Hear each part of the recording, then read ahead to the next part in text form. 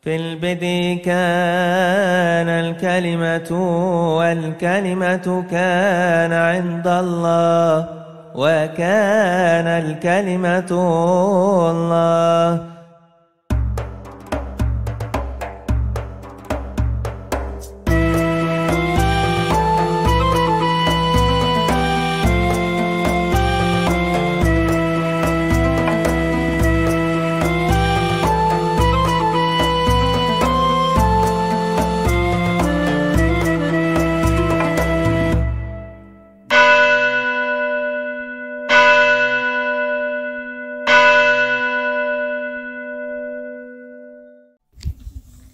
Bagi orang Yahudi, Alkitab itu adalah apa yang kita sebut perjanjian lama. Kita menyebutnya perjanjian lama, tapi orang Yahudi tidak menyebut perjanjian lama. Dia menyebutnya buku yang sama, ya, yang kita yakini itu dengan sebutan Tanakh. Tanakh itu singkatan dari Torah, Nebim, Ketubim.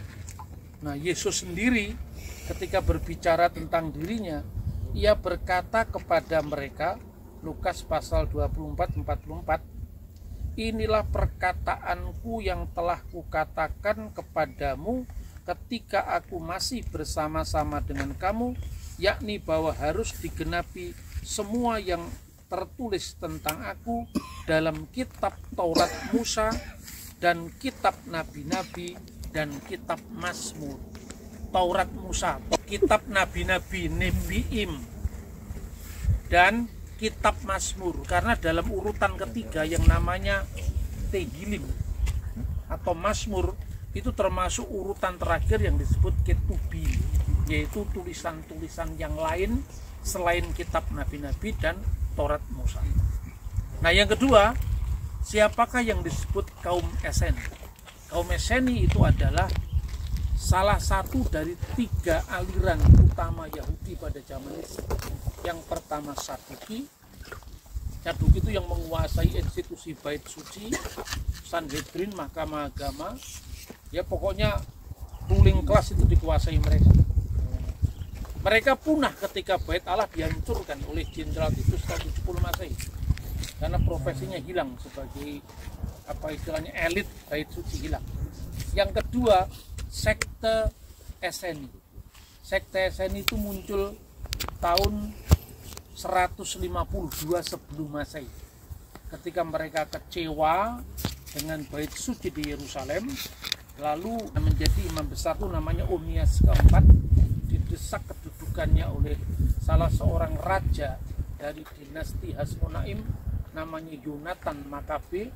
Lalu dia membawa pengikutnya mengungsi ke tempat ini dan sambil membawa gulungan-gulungan kitab suci mereka. Itulah yang disebut kaum Eseni, dipimpin oleh pemimpin mereka yang namanya Moreh Hasedek atau guru kebenaran.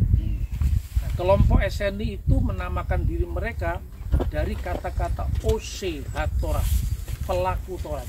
Kenapa? Karena yang di Yerusalem itu sudah korup, tidak lagi melakukan Taurat. Kamilah pelaku Taurat yang sebenarnya. Siapa yang dituduh sebagai yang mengkorup Taurat itu orang Saduki sama orang Farisi. Orang Saduki punah ketika bait suci dihancurkan, tinggal orang Farisi yang bertahan sampai hari ini. Dan orang Farisi yang bertahan itu setelah dia kompromi dengan Roma, yang minta perdamaian dengan Roma, mereka meninggalkan Yerusalem, lalu diberikan tempat khusus kota bagi mereka namanya Yamnia, sekarang dekat Tel Aviv. Disitulah kemudian orang Yahudi mereformasi agama mereka. Yahudi yang sekarang tanpa bait Allah, tanpa korban binatang, sehingga pusat ibadah mereka bukan lagi bait suci yang sudah hancur, yang tadi kita lihat tinggal tembok ratap tangis, tetapi sinagog yang semua menghadap ke Yerusalem. Di antara orang Yahudi itu yang bertahan hanya dua, yaitu orang Farisi yang sekarang jadi Yahudi modern ini, plus Kristen. Karena yang Kristen kan juga munculnya dari Yudaisme. Nah, saudara-saudara, maka setelah teks-teks itu dikumpulkan, ditemukan tadi, lalu membandingkan antara naskah yang usianya lebih dari 2000 tahun dengan naskah Taurat yang selama itu dipegang oleh baik Yahudi maupun Kristen. Ternyata tidak ada pemalsuan. Sekarang ada pernik-perniknya juga. Pertama, orang Kristen dituduh telah menyimpangkan Taurat. Ini tulisan polemik ya. Karena bagaimana orang Kristen percaya Mesias itu adalah Tuhan? Orang Yahudi kan nggak percaya. Dulu kekristenan itu minder ketika diserang oleh orang-orang sekuler. Mana buktinya? Taurat tidak pernah membuktikan bahwa Mesias itu adalah Tuhan. Dengan penemuan Laut Mati ini semua terbuka. Bahwa orang Yahudi yang sekarang menganggap Mesias itu hanya manusia biasa, itu salah satu reaksi terhadap kekristenan, yaitu pada Konsili Yamnia, kira-kira di bawah tahun 100 Masehi. Karena itu kita jangan minder. Dengan penemuan Laut Mati itu di gua keempat, nomor naskahnya itu 4 Ki. 4 itu di gua keempatnya ada 11 gua. Dan tahun 2017 ditemukan 1 gua lagi, baru tahun 2017. Ya. Di gua keempat 4 Ki, nomornya 246. Itu ada semacam peser, tafsiran dari kitab Nabi Daniel. Lalu di dalam kolom kedua, baris pertama, itu ada ungkapan dalam bahasa Aramaik.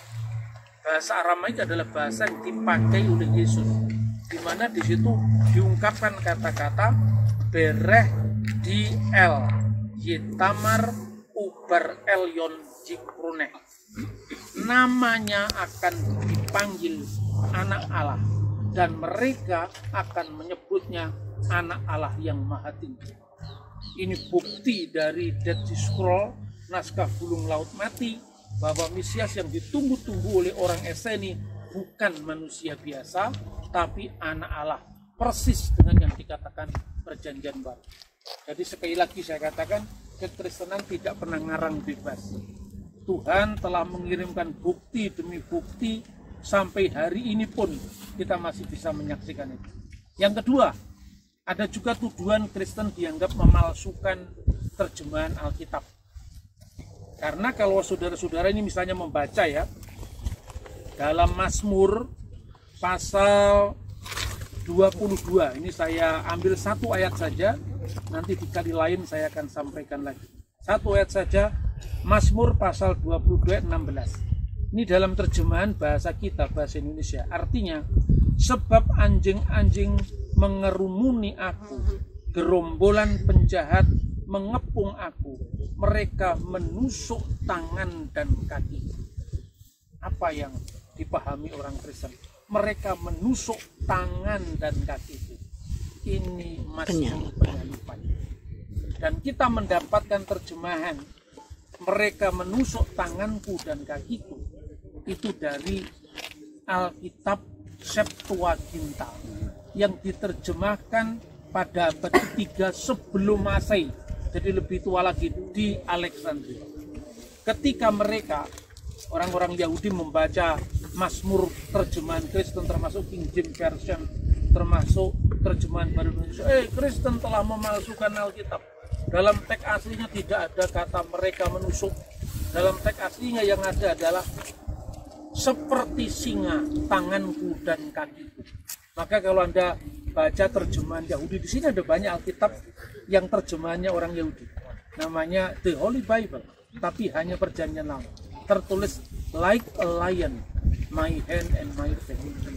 Seperti singa, tanganku dan kakiku. Dan itu naskah Masoretik memang berbunyi seperti itu. Kari, ari itu singa.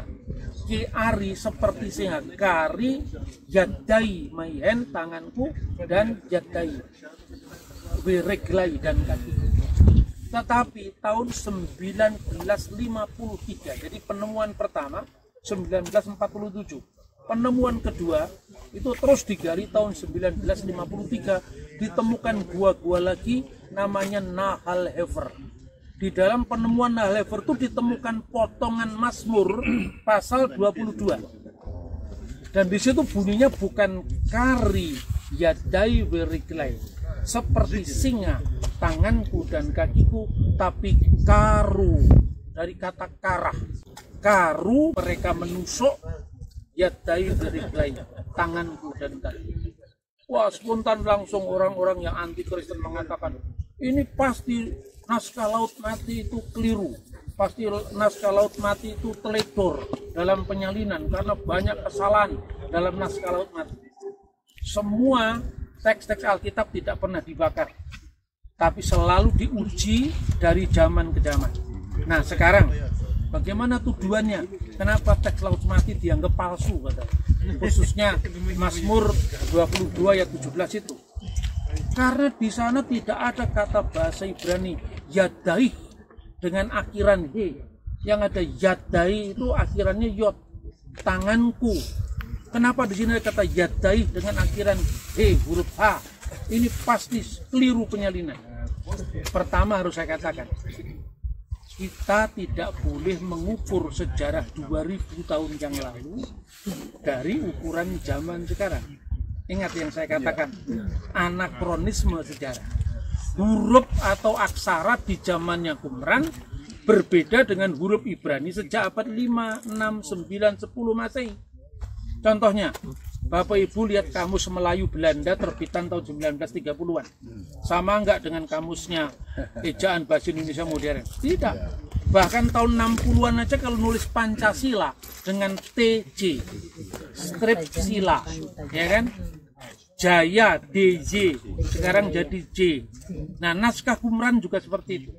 Kalau nulis Elohim, sekarang ini Alef, Lamet, He, Yod, Mim, Elohim. Yang menentukan huruf O-nya ada titik di atas. Sekarang seperti itu hurufnya. Zamannya naskah laut mati memakai metode yang namanya matres leksionis. Jadi huruf mati itu menentukan vokalnya. Jadi kalau Elohim, Alef, Lamit, kemudian Vav, He, Yod, Mim, Elohim. Seperti itu. Nah demikian juga tentang tuduhan yadai dengan akhir H.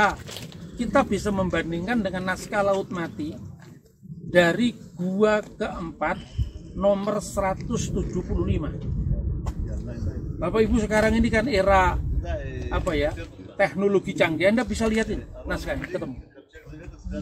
Nggak usah jauh-jauh ke Museum Israel pun Anda lihat ini 4Q175 akan ketemu ini. Di baris yang keempat, baris kelima, 1, 2, 3, 4, 5.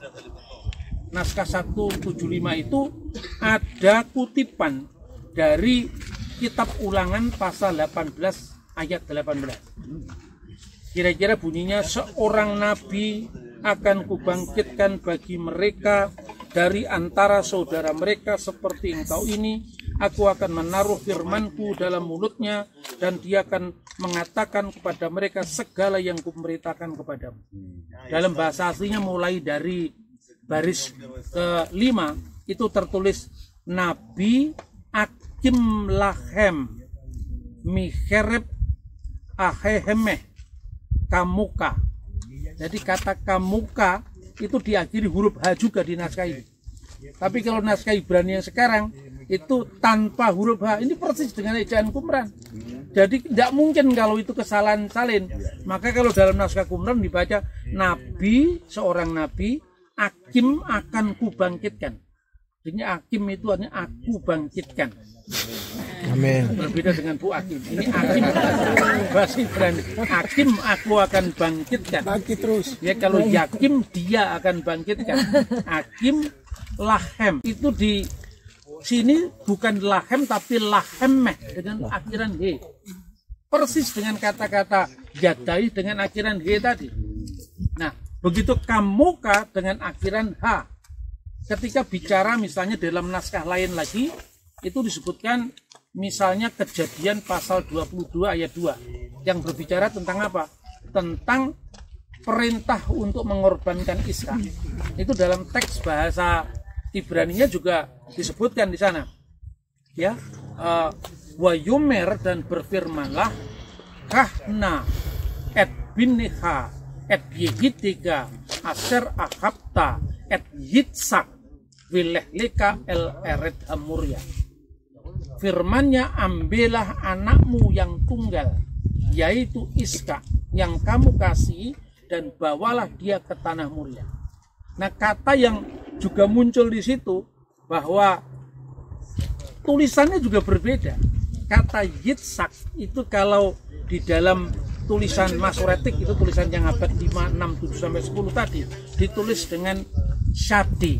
Jadi Yitzhak, et Yitzhak, Yitzhak. Tapi di dalam teks Qumran pakai huruf samek. Sekalipun kajian-kajian tentang naskah laut mati tentu tidak mudah. Itu tidak cukup hanya orang pinter bahasa Ibrani, tapi mesti belajar arkeologi, belajar paleografi. Paleografi itu apa? Huruf yang dipakai di zaman itu harus dipakai. Tapi dengan penyajian yang ringan tapi serius ini, semoga peziarahan kita lebih berarti dalam kita semakin setia mengiringi Tuhan Yesus sampai Tuhan datang menjemput kita, yaitu para pengantinnya. Marilah kita merias diri secantik mungkin agar sang pengantin laki-laki nanti puas dengan pertemuannya dengan mempelai perempuan. Dari Tanah Suci saya mengucapkan shalom, salam sejahtera bagi saudara-saudara sekalian di tanah air. Tuhan memberkati. Amin.